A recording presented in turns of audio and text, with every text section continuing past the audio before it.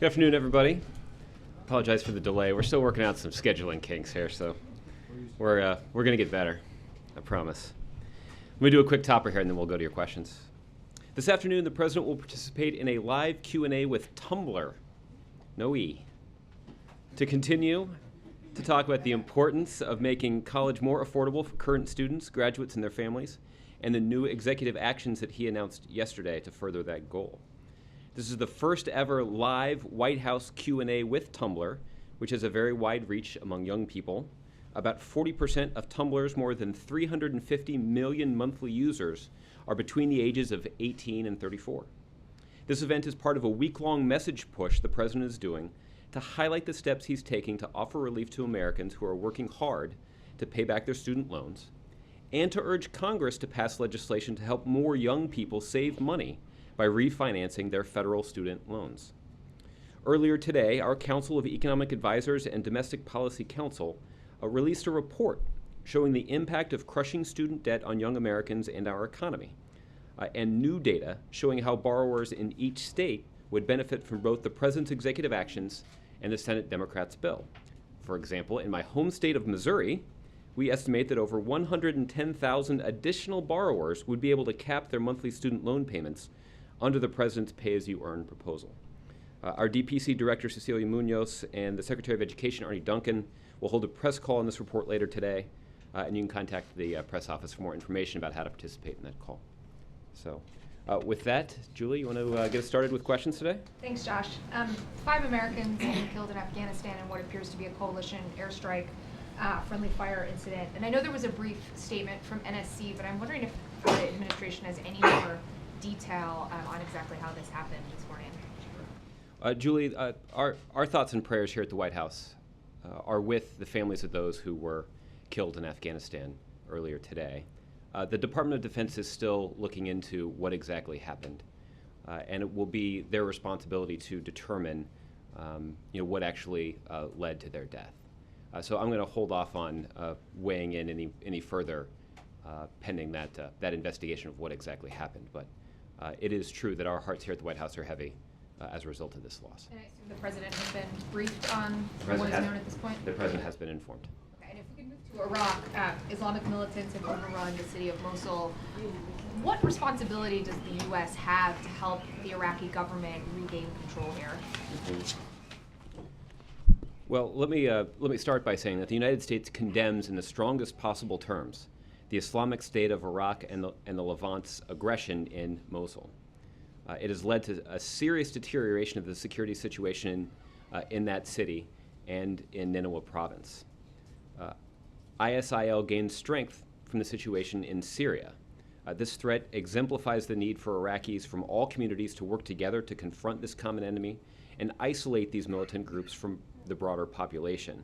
The situation is extremely serious, and U.S. officials in both Washington and Baghdad are tracking events closely in coordination with the government of Iraq.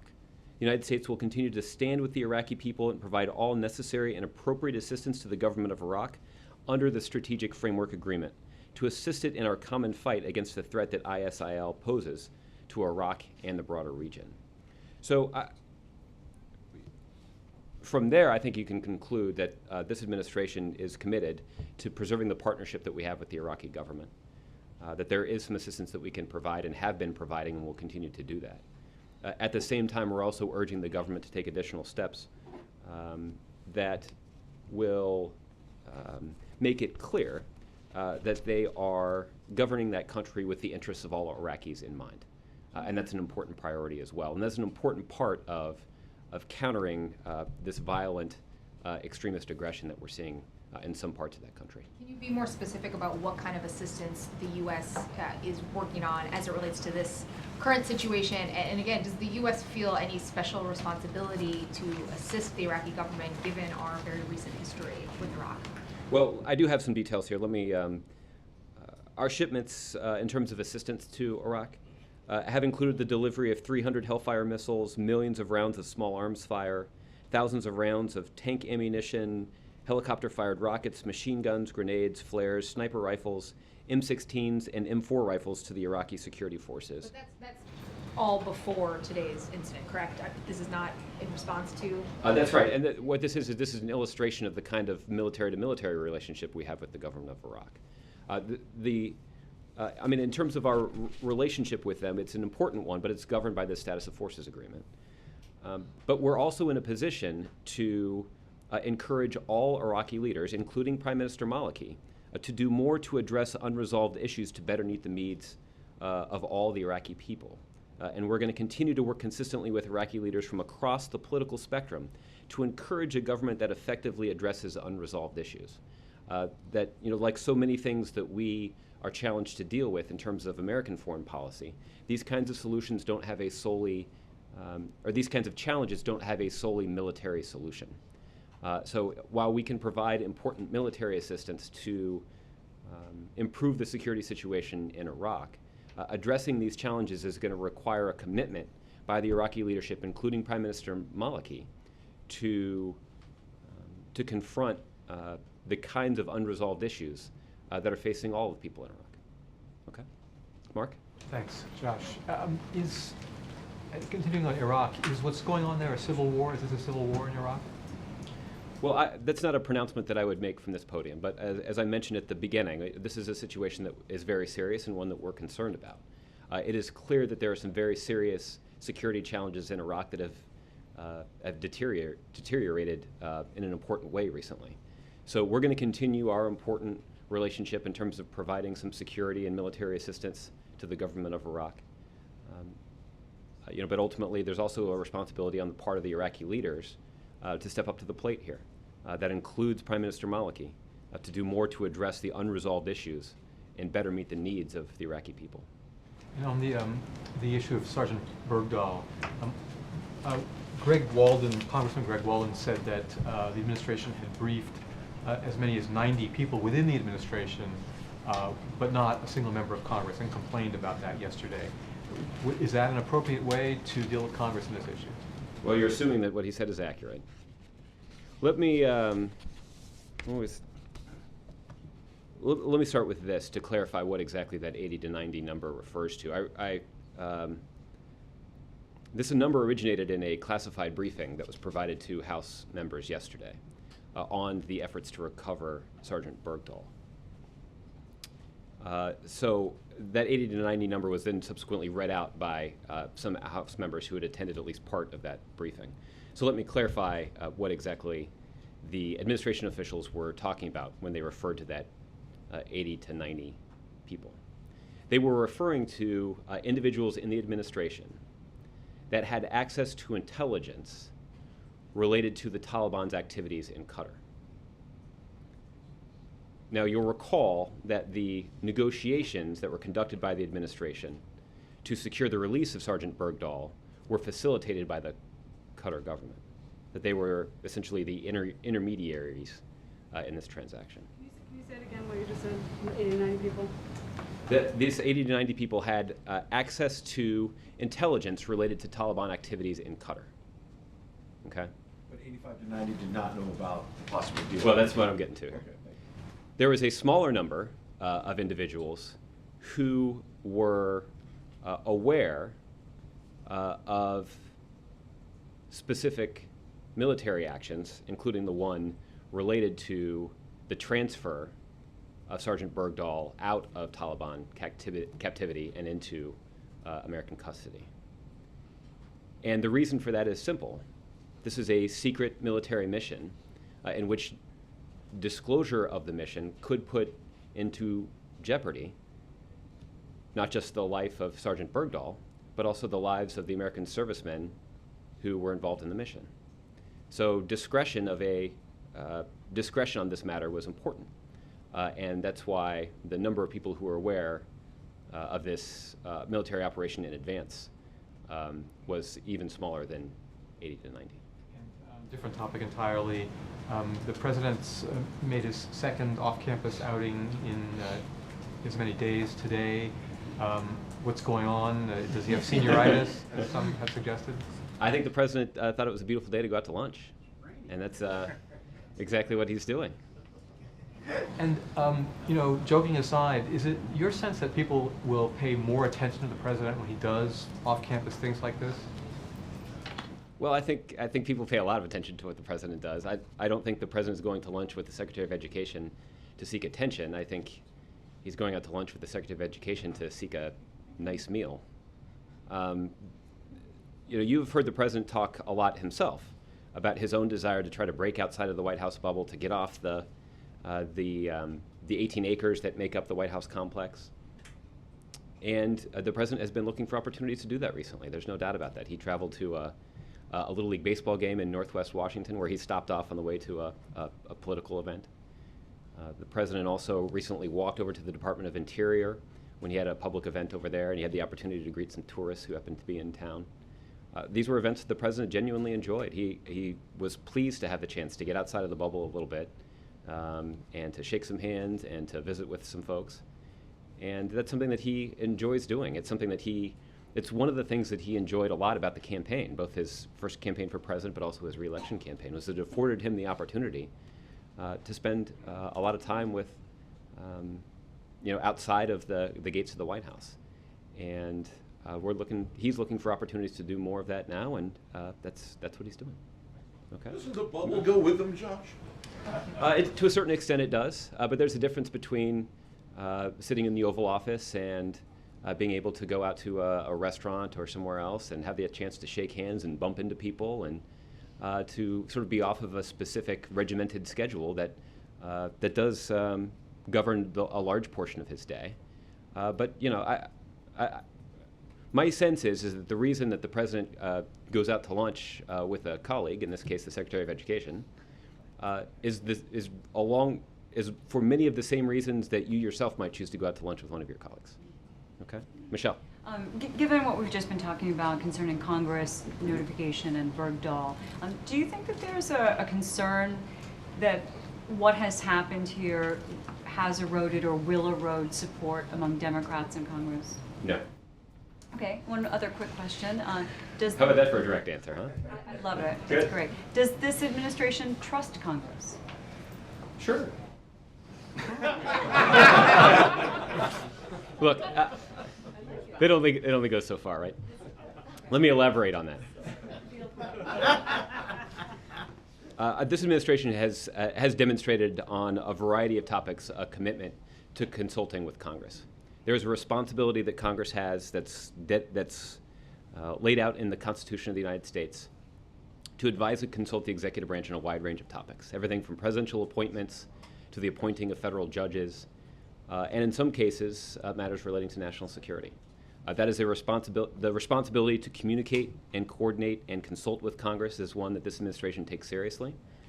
And there was a lot of conversation about this last summer, that the president believes that our foreign policy priorities are strengthened when there is a public demonstration of a bipartisan commitment to those priorities. So we seek opportunities to work in collaborative fashion with Democrats and Republicans on a range of issues, including national security priorities that the president himself has identified. And we were just talking about Americans killed overseas. Well, a lot of Americans have been killed in the last few days and weeks on American soil. And I know the president really wanted to, I think it was in the State of the Union, he pledged to do something about guns even without Congress. So do you feel like those executive actions have really done anything? And is there a plan to try to do more? I don't know what exactly, but something. Well, as at the beginning of last year, at the beginning of 2013, the administration did roll out 23 specific executive actions.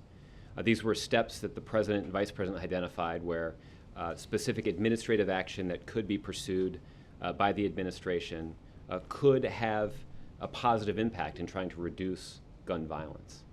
We've, I think, been pretty upfront about two things. One, that those administrative actions were in no way a substitute for robust congressional action. There are a number of common sense measures that have strong bipartisan support that could be taken to reduce gun violence without infringing on Second Amendment rights, that the president is committed to defending. Secondly, even that robust congressional action is not going to prevent every single terrible thing from happening. And there's no doubt that there has been, an alarming frequency of tragic incidents of gun violence that are concerning to Democrats and Republicans in Washington, but more importantly to people all across the country. And so I think the question is not what can we do to make sure that something like this never ever happens again. There are going to be other tragedies. But the question I think really facing lawmakers right now is what common sense step can Democrats and Republicans take to reduce the likelihood of gun violence? And there are some, and they have unfortunately been bottled up in Congress. And that is a disappointment to the president. But that is not going to stop the president from continuing to push for administrative steps that we could take that could reduce incidents of gun violence, and continue pushing Congress to take action on common sense steps that, again, would reduce gun violence, but also protect the Second Amendment rights that so many Americans across the country hold dear, and that the president himself personally believes in. Okay, let's move around just a little bit. Carrie. So on Bergdahl, you suggested that the White House does trust Congress, but wasn't the decision in this case a clear example or evidence that you actually don't, this White House does not trust Congress? No, I don't think so. I mean, Congress was consulted on efforts to secure Sergeant Bergdahl's release. And, there are any number of Democratic and Republican members of Congress who've said as much. You did put them in. My Sure we did. understanding was for this, but not far enough ahead of time where it could have gotten out and might have endangered what happened. So. Well, I think it is a wise decision. When the president himself last week said that he made no apologies for closely holding the details, the precise operational details of the secret military mission. The president makes no apologies for that. That was necessary to protect, or at least reduce the danger faced by Sergeant Bergdahl and by the American servicemen who were on this mission to secure his release. So I think that was a prudent step that presidents of both parties have adopted to protect the operational details of secret military missions. Just to follow up on a question on how many people knew about the mission itself. You said a smaller number than 80 or 90 or whatever. You said, what is that, a dozen, 2 dozen? I would Less than that? resist the temptation to hazard a guess. But that's a big range between 90 and less than that. I mean, that's, for us. Well, it's an small indication, though. business, can you give us anything else to- I recognize it may or may not be double digits, but I do think that it is an indication, though. It is an indication, though, of how closely held these precise operational details were, and that is not uncommon, right? Again, if you're going to put servicemen and women in harm's way on a secret military mission, making phone calls and making a lot of phone calls around town doesn't seem like a very prudent measure. And again, let me finish. And this is akin to decisions that have been made by Democratic and Republican presidents in previous administrations too. This is not unique just to this commander-in-chief. But Josh, Okay. if I can follow up Go right on ahead, that, the question is not how many people were briefed on the specifics of where and when you were picking up Bergdahl. That's frankly irrelevant. The question is how many people were briefed on the fact that the White House had made a decision to have the deal to exchange Bergdahl for 5 Taliban prisoners. How many of the 90, was it all of the 90, knew that the White House had decided that this was going to go forward? Not when and where they were picking him up in Pakistan or Afghanistan. Yeah. Well, I guess I'm not sure I entirely understand your question. I mean, My question is very simple. How many in the administration were briefed on the fact that the administration decided to make this exchange? Taliban detainees at Gitmo for Bergdahl. well, but I think you're trying to separate two things that it's difficult to separate. Not really, because the exchange occurred in the context of this secret military mission, right? By spending a lot of time talking about the fact that a decision like this had been made to send some servicemen and women to go and secure the release of Sergeant Bergdahl requires the disclosure of the military mission to do so. We don't know where it's going to take place. You don't know what the term. We had all these years. We didn't know where Bergdahl was, right? Did we? I mean, So you're telling someone you've made a decision to make this deal. It doesn't say where the military operation is going to be or even the precise timing of it. That's an entirely separate question. Well, The I think it's difficult to separate these two things because the decision to move forward to secure his release necessarily involves a secret military mission. So again, I'm not sure that you can draw a distinction between those two things. So you couldn't tell Congress that you were making a decision to do this trade without telling them exactly where it was going to take place and how it was going to take place? You don't think they would have asked? I think they would have said, do not think that would have been the biggest question. That's not what my experience with Congress is. Maybe yours has been a little different than mine.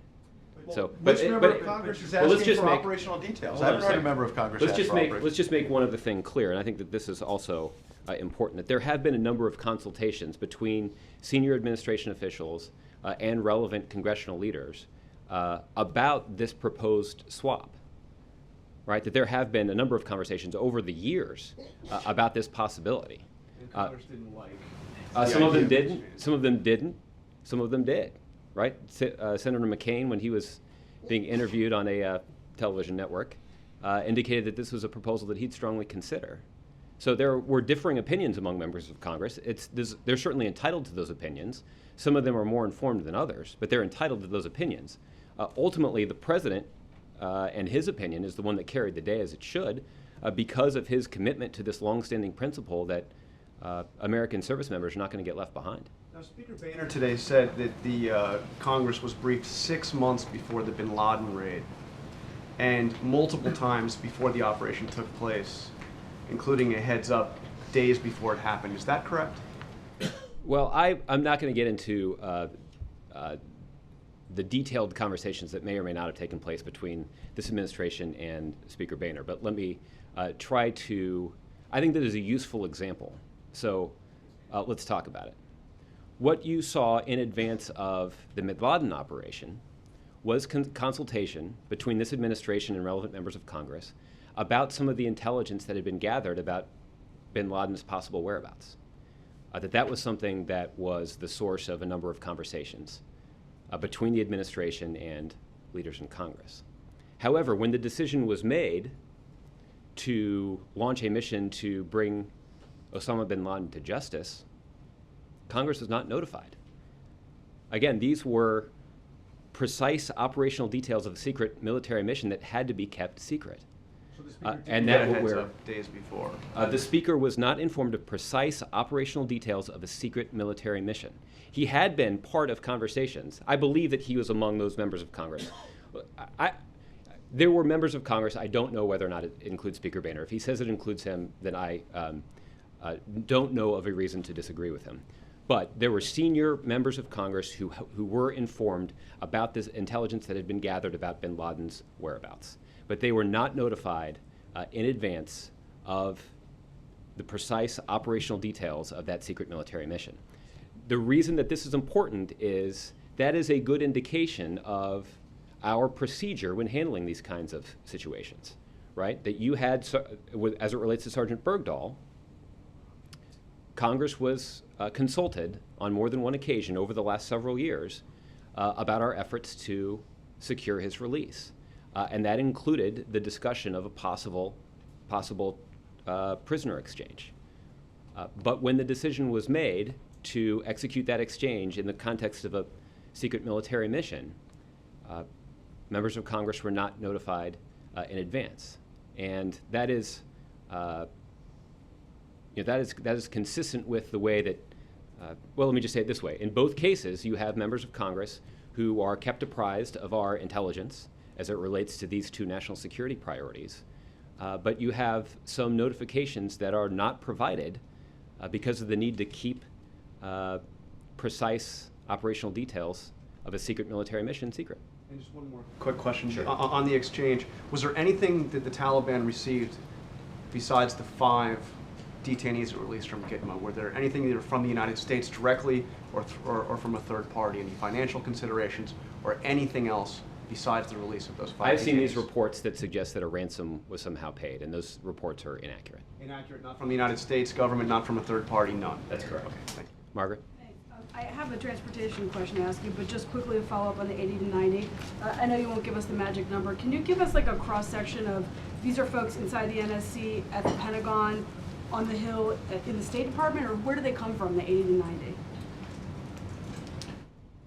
Well, community are you or asking about the 80 to 90 or the number, some number that's smaller than 80 or 90? Whatever you'll tell us. Um, Well, just tell us what you can about 80 to 90, and then anything Sure. about the smaller group. Well, let me just describe what the 80 to 90 are. Again, let me try to do that. And given the constraints that obviously exist here, the 80 to 90 refers to people who are in the loop, for lack of a better technical description, on the intelligence that is collected on Taliban activities in Qatar. Okay. They work for the government, or some of them don't work for the government? Well, I'm not going to elaborate on that. When you say they, what are you talking about? The people. The people in the Taliban, or the 80 to 90 people that I'm talking about? It's like Abbott and Costello. The 80 to I 90. want to be precise, though, because the details are important. The 80 to 90, you say they're people. Are they people who work for the Obama administration? They are. These are members of the Obama administration. All the 80 to 90 are all members of the Obama That's administration? that's my understanding. Yes. Is that contractors or just government workers? I don't know whether or not that includes It's contractors. not members of Congress, it's people who work at the White House and within agencies. And those agencies include the Pentagon and any other agencies, Intel Agency, CIA? Yeah. Again, I'm not going to be able to get into this kind of granular detail, but suffice it to say that people who are typically in the loop on this kind of intelligence, people who you'd expect to be in the loop on this kind of intelligence, were, and the number of those people was 80 to 90. Now, the other thing I want to reiterate here, though, is that is not necessarily to the exclusion of consultation with members of Congress, right? There were a number of consultations earlier this year, in 2011 and in 2012, on this topic. And that means that to varying degrees, members of Congress from relevant committees and in the leadership were apprised of these kinds of details. So when we talk about the 80 to 90, those are 80 to 90 people who work for the administration. That's, and I think that was the specific question that was asked in this classified briefing, which is how many members of the administration were aware? The transportation question I wanted to ask is Secretary Fox today has said that he opposes this Republican-backed idea, the one where you would take the savings from the ending the Saturday and infusing the Highway Trust Fund on a short-term basis with that. But the administration has already supported ending Saturday mail delivery and also has been looking for extra money in the Highway Trust Fund. So I guess the question is the White House taking sides on this? And if so, which side are you taking on it? That is a good question. I'm going to have to take that question and see if we can get you a precise answer on that. Okay? JC?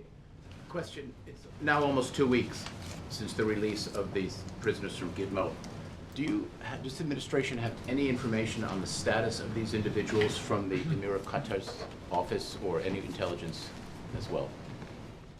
Well, as you know, that there were certain agreements that were struck between this government and the government of Qatar about the restrictions that would be placed on these detainees after they were transferred to Qatar. And we have not been in a position to provide a lot of details about what those restrictions are beyond the one-year travel restriction that's been publicly reported. But the president, when he was asked about this last week when he was in Europe, articulated his own confidence in the ability of our intelligence agencies and our military to keep us safe. That's why the president concluded that executing this prisoner exchange was in the best interests of our national security. This was a determination that was shared by the Secretary of Defense and, frankly, every senior member of the president's national security team. So we have confidence that that this exchange has been done in accordance with the agreement thus far. Okay. Thank you. Stephen. Back to Iraq. You repeatedly said that Maliki needed to address outstanding issues. Is it the position of the White House that, to some extent, the Iraqi government has brought this situation on itself because it didn't do enough to reach out to Sunni communities? I think it is too much to say that the Iraqi government has brought this on itself. We condemn in the strongest possible terms this aggression that we're seeing from this extremist group. And that is why we're offering so much security and military cooperation with the Maliki government to try to fight against this aggression. A lot of this aggression is targeting innocent Iraqi citizens. It's despicable. And we stand with the Iraqi people as they fight it. But that said, there is more that can be done by all of the political leadership in Iraq, including Prime Minister Maliki, to better reflect or to better represent the needs of all Iraqi people, and to address some of the unmet needs and concerns that have been expressed by the citizens there. What does it say about the cohesion of the Iraqi forces right now, which the US and its allies trained, that the second biggest city in Iraq could fall to these groups? Mm-hmm. I'm not in a position to offer an assessment about their military capabilities. We do still feel like we have a partner there that we can work with in terms of security cooperation, offering military assistance, and counterterrorism assistance as well. That operation, or that relationship, continues, notwithstanding what clearly is a deterioration in the security condition in at least one province in Iraq. All right, Peter. Josh, obviously the trade was 5 Taliban members for Bo Bergdahl. Were there ever considerations in those conversations with members of Congress that it might be 4? Would you be satisfied with 4? It would be 6. Where is the line drawn in terms of what our willingness is in exchange for an American who is in captivity? As the President said, it's a sacred obligation we have to our troops. Where does he draw that line? When would it have been too many? Yeah. Well, I think that is a judgment that's made on a case-by-case basis. In this circumstance, this prisoner swap is one that had been long contemplated. So again, the prospect of exchanging these specific 5 prisoners in Guantanamo for Sergeant Bergdahl is one that had been contemplated for some time. Is one that it is an arrangement that had previously been discussed with senior members of Congress. So there's a certain amount of continuity involved in these in this determination that had been reached. As the Taliban have said no? Well, 3 or 2 or 1? Did we try? I'm not in a position to offer up or to even have any knowledge of the negotiating position that had been adopted by the Taliban. But Michelle asked me sort of a similar line of questioning yesterday about this, about why there weren't other aspects of, why there weren't other elements introduced into the deal, like future negotiations between the Taliban and the Afghan government. And the reason for that is simple. Our primary goal in the context of these talks over the last few months has been the release and the releasing of Sergeant Bergdahl. That was our goal, and that's what we were pursuing quite aggressively.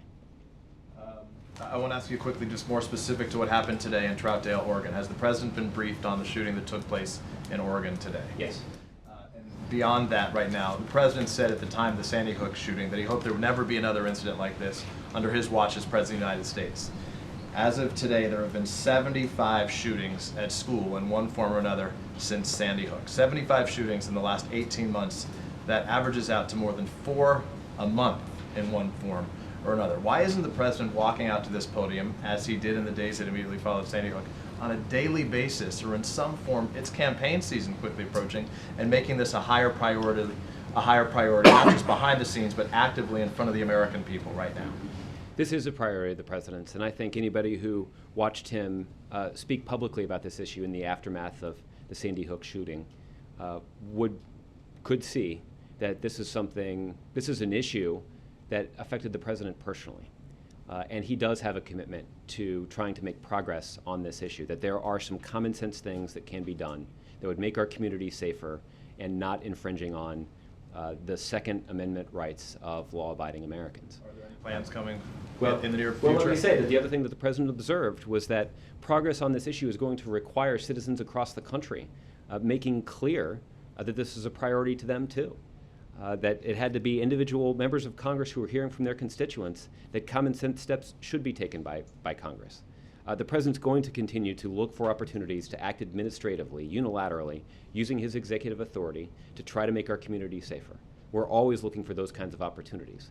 But none of those opportunities, when they present themselves, is going to be an acceptable substitute for robust legislative action. And that legislative action has been attempted but blocked.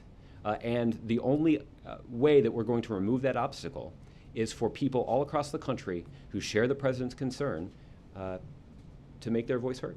Finally, right now on the topic of immigration, according to the Border Patrol, 48,000 unaccompanied minors from El Salvador, Guatemala, and Honduras have now entered the U.S. this year alone through the first, we're not even through 6 months of the year right now. Does the White House have concerns that this could in some form derail efforts at immigration reform? No, we're not. The principles related to immigration reform are crystal clear. They are strongly backed by Democrats and Republicans in the Senate.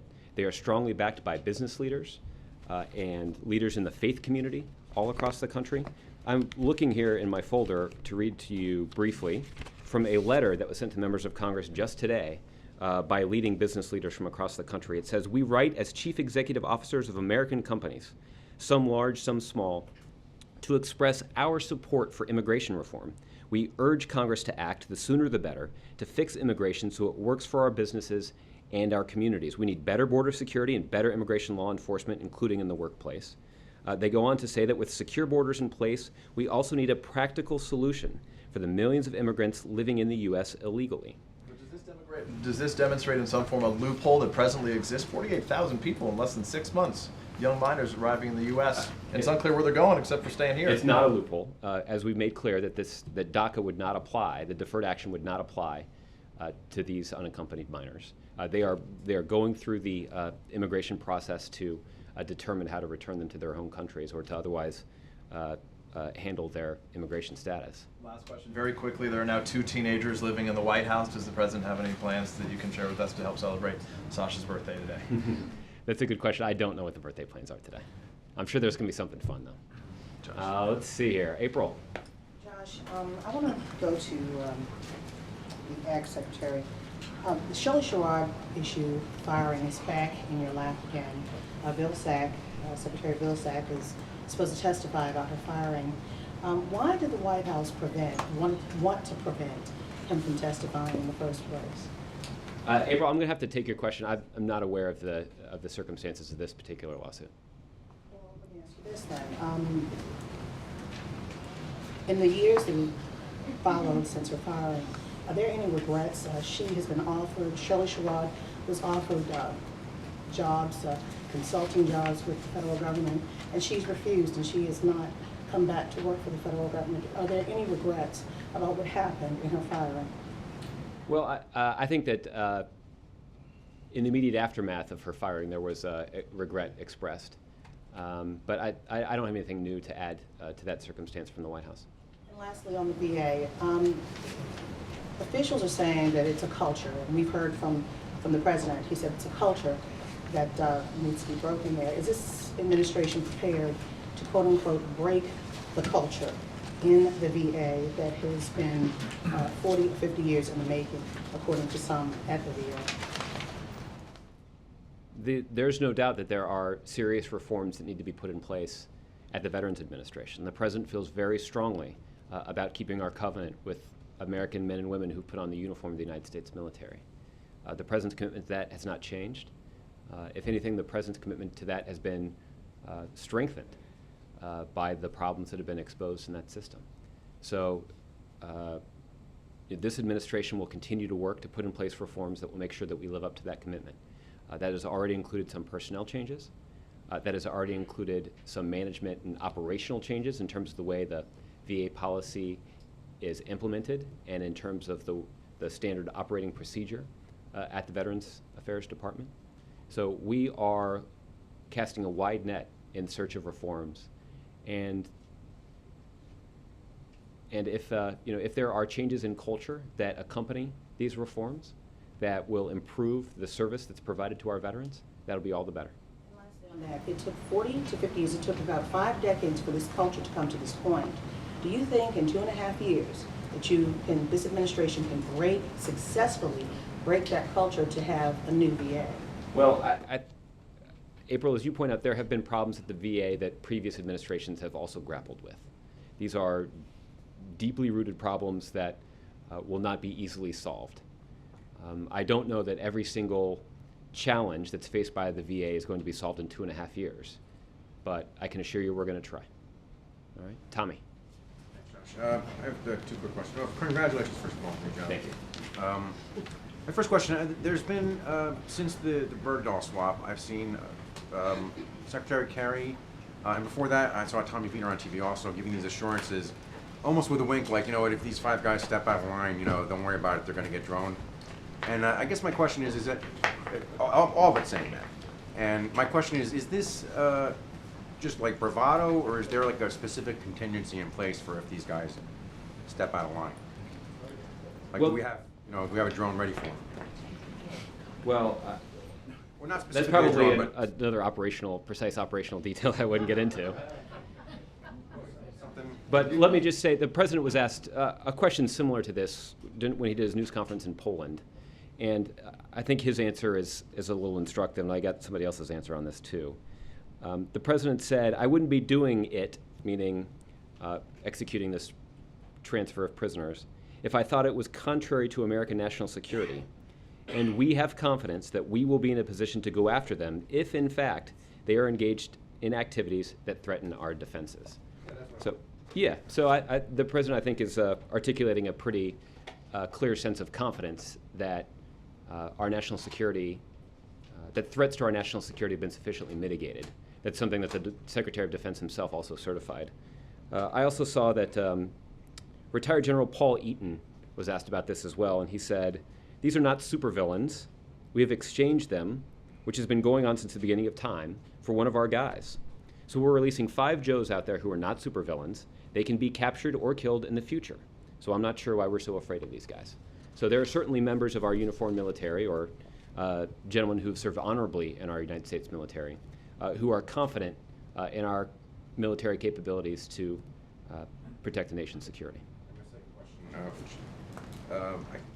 can't believe it, but it doesn't seem like anybody ever asked about this, and now that these Nevada shooters have been implicated as having been supporters of Cliven Bundy, what was the president satisfied with the way that the Bureau of Land Management handled the standoff at the Bundy Ranch, and you had these armed militia guys pointing loaded weapons at law enforcement officials, and that was just sort of, you know, they sort of just let that go and backed off. Was the president satisfied with the way that whole thing was handled? Well, I'm reluctant to sort of to delve into this territory because I know there is an ongoing investigation in Las Vegas surrounding this tragic shooting that we saw there over the weekend. I don't want to get ahead of that investigation that's ongoing. At the time of the Bundy Ranch. Josh, I wanted to ask you about Bergdahl. Can you name one member of Congress, a Democrat or Republican, who has demanded operational details of the military mission? I'm not in a position to. I mean, you can ask them if that's something that they would be Citing interested in. that as a reason to not inform Congress about this swap. Yes, you are. That's what you were doing with John, repeatedly. You said that we're not about to give up operational details. Who's asking for operational details? What I was making clear, Ed, is that we had repeatedly consulted with members of Congress about our ongoing efforts to obtain the release of Sergeant Bergdahl. That consultation is something that this administration remains committed to, and that consultation was shared with a wide variety of members of Congress, including the leadership and those in relevant communities. The swap it was shared? Well, over the course of months ago. Oh, I'm talking about both both this year and in previous years. That this had been the source of a number of discussions between senior administration officials and our swap directly. That's correct. These briefings last night with Tony Blinken and other officials here, House members came out, some of them on the record, including Republican Buck McKeon, chairman of the Armed Services Committee. He says that when pressed about who made the final call on this swap, that Tony Blinken, Deputy National Security Advisor here, said Chuck Hagel, the Defense Secretary. Is that true? Well, ultimately, I mean, it's the Commander-in-Chief's responsibility to make sure that no American service member is left behind. And this is a principle the President is committed to. The President himself talked about why this was an important principle to protect and why he believed that this exchange of prisoners was in the best interest of our national security. And that is something that Secretary Hagel and every other member of the President's national security team agreed with. So there's no daylight between the President and any of his national security advisors about the wisdom of this decision. The President signed off on this, just to be clear, or did Chuck Hagel? Did the President sign off on the swap? Well, the President's the Commander-in-Chief, and the President's the one that's ultimately responsible for making sure that we fulfill this commitment, that we don't leave anybody behind. Now, there were some attendant decisions to be made about what we could do to mitigate the threat to our national security through the release of these 5 Gitmo detainees. The president determined that that threat to our national security had been sufficiently mitigated. That was something that the Secretary of Defense also certified. But that was also the widespread, unanimous agreement of the president's national security team. Two quick ones on Secretary Clinton. So with the book coming out, I want to ask you, though, not about the book, but specific policy issues that she talked about. She was asked last night on ABC about how, when she was Secretary of State, there were no major peace agreements, no major achievements that she could point to, and she responded, quote, "We've had presidents," she was saying, "over the years, who have made tough calls, hard choices," she used as well, "some of which have worked out, some of which have not." Okay, since she actually served under this president, could you name 2 or 3 accomplishments that she and the president had in the first term on foreign policy? Well, feels a little like a pop quiz, but I've got a couple of ideas. Let's start with this. Let's start with what I think the president would describe as one of his most important national security priorities, which is ending the war in Iraq and winding down in responsible fashion the war in Afghanistan, and doing that after the success of our efforts to dismantle and destroy Al-Qaeda core that had established a base of operations in the mountains between Afghanistan and Pakistan. That is a significant foreign policy accomplishment, and that was an accomplishment that is due in no small part to the bravery of our men and women in uniform.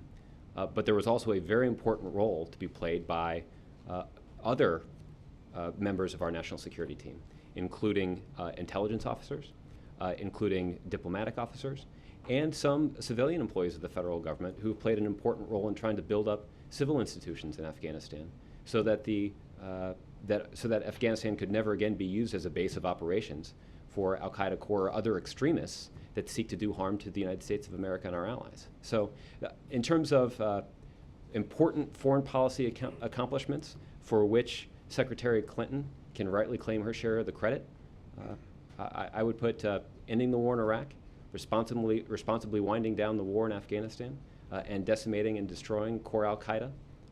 That those are a handful of accomplishments that certainly this president and this commander-in-chief are proud of, but it's one that those are the kinds of accomplishments that Secretary Clinton can justifiably be proud of as well. Last one. This morning on Good Morning America, she did another interview, and she said that she had a meeting with then Senator Obama in 2008 when she wound down her campaign. She called it an awkward but necessary meeting because she wanted to clear the air on a couple of issues. Specifically, she said, quote, one of them was the sexism that unfortunately was present in that 2008 campaign. Does the president feel bad about that there were moments where she felt like the Obama campaign, other Democratic campaigns, she cited John Edwards commenting on her clothing. Does the president feel bad that Secretary Clinton felt that there was sexism in that campaign? Well, I think that is leaving the suggestion that she didn't leave in her. It's hard for me to comment on this because I didn't see the interview. Suffice it to say that there was certainly, it was a historic campaign, and one the president was proud to be involved in. And the reason that campaign was so historic, well, there are many reasons, but one of those reasons is that you had a woman like Secretary Clinton, then Senator Clinton, who was running such a powerful, strong, sophisticated, popular campaign for the presidency. That is something that we hadn't seen before.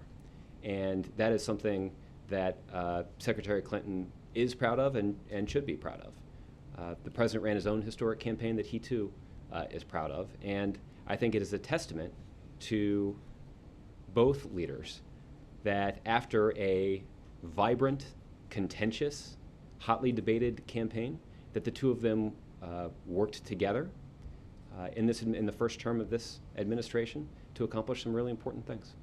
Okay, Major. Josh, one thing on Iraq, and then I'll get back to Bergdahl. Okay. Thanks. In the statement released by the State Department, it said the United States supports a strong, coordinated response to push back against this aggression in Mosul. Mm-hmm. What does that mean, and does that suggest a more forceful and engaged U.S. military role with Iraq that we have seen since the pullout? Well, I think what it reflects is a commitment that we have under the Status Forces Agreement to assist the Maliki government in fighting these forces of extremism, including those who are perpetrating terrible acts of violence on Iraqi civilians. I mean, let me address it this way. We remain engaged in an ongoing discussion with the Iraqi government on how we can continue to support Iraq's counterterrorism effort as part of our overall strategic partnership. Iraq will not succeed unless its security forces are well supplied, trained, and equipped. That goes to the list of supplies that I read earlier. Let me finish with this. Our response to Iraqi requests for expedited deliveries of defense articles since the Anbar crisis began in January has been rapid, comprehensive, and is continuing. Our assistance enables Iraq to combat ISIL on the front lines, where hundreds of Iraqi security force personnel have been killed or injured in that fight this year. So there is an enduring relationship that we have that involves the United States of America providing military assistance and counterterrorism cooperation with the Iraqi government to try to protect Iraqi civilians from these acts of terrorism. The key question is, does this particular event suggest to the president that he needs to bring his team together and look at other ideas, or to dramatically or just incrementally ramp up what we have done to, as this statement says, push back against this aggression, possibly reverse it, and stabilize a situation that is currently unstable and getting worse? Well, I think it is fair for you to conclude that we are closely watching the situation. We're concerned about how the security situation in Mosul has deteriorated so precipitously in just the last couple of days. So that's something that we're watching, and we'll do that with an eye to examining how we can better support the Maliki government and the Iraqi people as they fight these extremist forces in their country. Right. A couple things on this 80 to 90, because I think with the public record, you and I, for the betterment of everyone here, can sort of walk through this in ways that I'm game to give it a try. that will not compromise your limitations. I'll do my best. On the record, this administration has said Justice, Pentagon, State Department, and the White House, NSC, were all involved in the final decision and consulted and agreed. Correct? That's what you said on the record. All those various agencies were involved at one level or another on the ultimate decision. Not the operational details, but the process of going through and making this swap. Well, Correct? I don't have that list of agencies in front of me, but if I'm happy to grant the premise of where we're headed here. That would at least, just sort of sorting that out mentally, you could probably come up with 5 to 10 in each of those agencies, so at least we're talking about 20, 25 people who had at least general knowledge and perhaps sign-off authority on the swap. Fair enough? Yes. I mean, it's important to also remember. Details, but the swap itself, that it was going to happen. Well, I think that they were aware that this is something that had been discussed. Again, the going to happen thing, as soon as you start talking about this swap happening, you're talking about a secret military mission. And that's part of John's line of questioning that was very difficult to answer. So, but remember when this story first broke, among the things that was said by this White House was, well, we talked to Justice about it, meaning we, the Pentagon and State Department, coordinated with them. They found it to be something worthy of signing off on. So it sounded as if there was a multi-agency involvement in the actual, yes, this is something we're going to do. The security situation has been addressed or thought through, and a decision has been made. The State Department thinks it's okay diplomatically. The Justice Department thinks it's okay legally. All those things are on the record. That's not a mystery. Okay. So it just sounds to me like we're in the range of 20, 25 people who would have been in a position to be knowledge of this happening and sign off on it. Is that a fair assessment? I don't know if it's a fair assessment, because I don't know exactly how many people were in the loop in these kinds of conversations. But I think it's also important to understand and reflect that a number of conversations were had with members of Congress about this precise swap. Theoretical conversations. Theoretical conversations. They had specific conversations about our efforts to secure Sergeant Bergdahl's release, and specific conversations that release could require the swap of these 5 Guantanamo detainees. Right. So if you want to call it a theoretical discussion, you can, but I would call it a pretty specific description. That's what they're calling it. Okay, but I would actually describe it as a pretty specific and candid outline of a possible deal. And that in itself constitutes the required and necessary consultation. I think what Congress was seeking and is seeking, and I think rightfully seeks, is consultation with this administration on important national security priorities. And the fact that there had been a number of discussions from senior administration officials with members of Congress about efforts to secure the release of Sergeant Bergdahl, and that release requiring the exchange of 5 specific prisoners from Guantanamo is an indication of our commitment to that consultation. Now, there's also a separate issue, which is that there are specific members of Congress who have expressed their displeasure with being left out of the loop about this specific secret military mission. And the fact of the matter is, there's actually probably not any disagreement here. I'm acknowledging candidly that we did not notify them of the precise operational details of this mission, and there are no regrets about that. And that was necessary to protect the operational security of the mission. Okay, thank you, sir. John. Thank you, Josh. You're welcome, John. Congratulations again. Thank you. And, Senator Jim Inhofe, the ranking Republican on the Armed Services Committee, considers himself one of those who was not brought in on this issue. And he says yesterday that the issue is not Bergdahl at all. It is the idea of simply releasing Taliban terrorists. And he pointed out that when they were released, Mullah Muhammad Omar, the supreme commander of Taliban, said this was a great victory for Taliban. What do you say to Senator Inhofe when he says the issue are the 5 who are being released and releasing 5 people who were combatants and terrorists, in his view? A couple of things. The first is, as I mentioned just to Major, that there were specific consultations by administration officials with relevant members of Congress. I do not know whether or not that includes Senator Inhofe, but with relevant members of Congress about our efforts to secure the release of Sergeant Bergdahl. And those consultations included the idea that Sergeant Bergdahl's release would be predicated on a prisoner swap and the release of 5 Taliban detainees who had previously been detained in Guantanamo. The second important thing for Senator Inhofe and your readers to understand is that these Gitmo detainees were transferred to the custody of Qatar, and that there have been limitations placed on their activities. Third, I would point out that the President, the Secretary of Defense, and uniformed military personnel like retired General Paul Eaton and retired General James Mattis, who have indicated that the risk posed to our national security by their release has been sufficiently mitigated, that we have capabilities to protect our national security that will be used to protect our national security from threats posed by these released detainees. The Senator did say the recidivism rate is 30% with released prisoners so far. In other words, 30% of those released have gone back into combat. Was that a figure that was discussed by any of these people who certified? Well, I'm not in a position to read you in on those on discussions that may have included that. But the president himself was asked about this again at the news conference that he did in Poland. So I'd refer you to his remarks there. I'll just summarize here. In terms of potential threats, the release of the Taliban who are being held in Guantanamo was conditioned on the Qataris keeping eyes on them and creating a structure in which we can monitor their activities.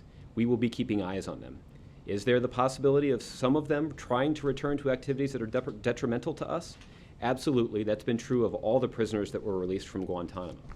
And again, I would refer you to the remarks of General Eaton and General Mattis, who said, we are quite capable. The ferocity and the skill of our troops when we close in on an enemy, these guys will not be that difficult to take out. Thanks, Josh. All right. Jared, I'll give you the last one.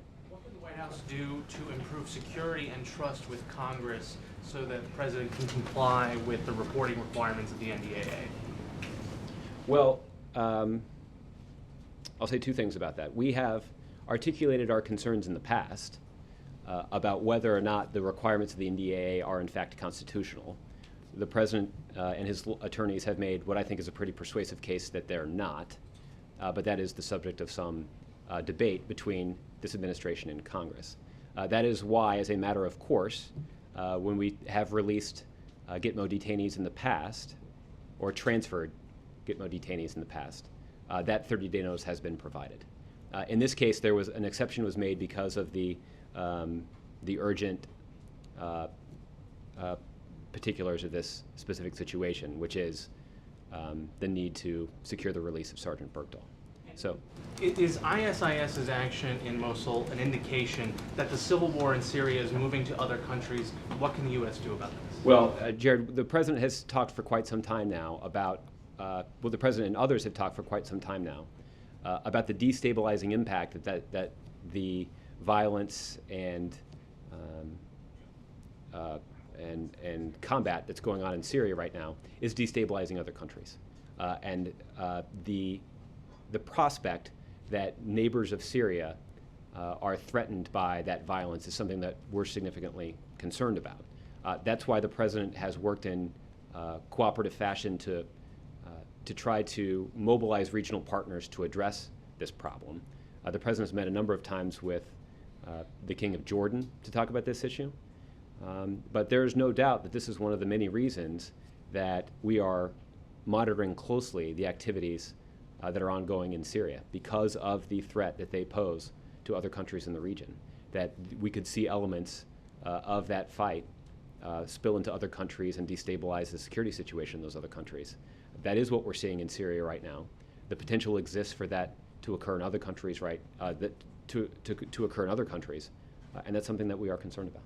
And is the fighting along the border between Syria and Anbar province, is the White House doing anything at all to mitigate the refugee problem that's happening across that international border? Well, we are doing two things. One is we're cooperating closely with the Iraqi government to make sure that they have the resources that they need to launch counterterrorism missions and otherwise provide for the security of their country.